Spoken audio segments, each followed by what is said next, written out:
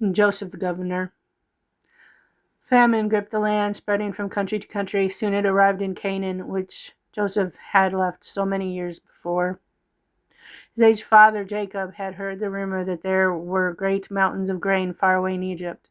So 10 of Joseph's brothers made the long journey to Egypt, but the youngest, who was named Benjamin, stayed at home with their father. Now, although they did not know it, their brother Joseph was the most important governor in all Egypt and was in charge of selling grain. When the brothers arrived, Joseph recognized them. He did not let on, however, and asked them where they came from. From the land of Canaan, they replied nervously, not recognizing him. You are spies, Joseph accused them. You have come to snoop and pry. No, my lord, they protested. We were 12 brothers, all the sons of one father who lives in Canaan. The youngest is now with our father, and one brother is no more.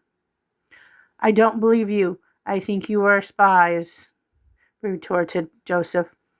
But I will test whether you are lying or not. You will not leave unless your youngest brother comes here. One of you must go and get him. The rest of you will stay here in prison. Then we will see if you are telling the truth. But for the time being, he put them all in prison.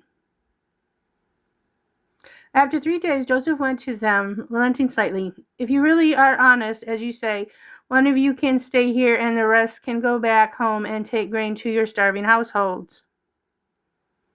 But then you must bring back your youngest brother to prove that you are telling the truth.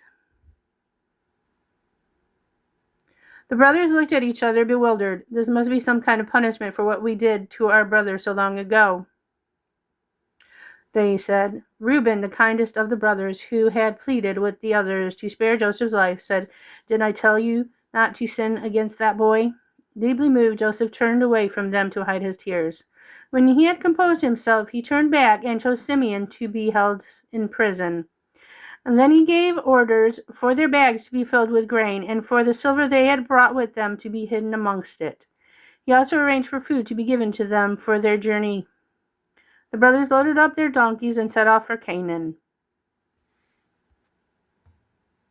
When they stopped to rest at night, one brother opened his sack to give his donkey a few handfuls of grain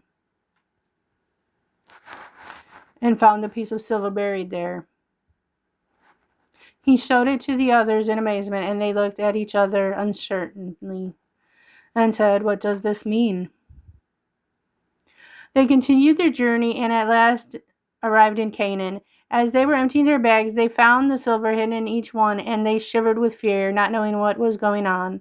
They told their father Jacob the whole story and begged him to let them take their youngest brother Benjamin back to Egypt. But Jacob, distraught at the thought of losing him, refused.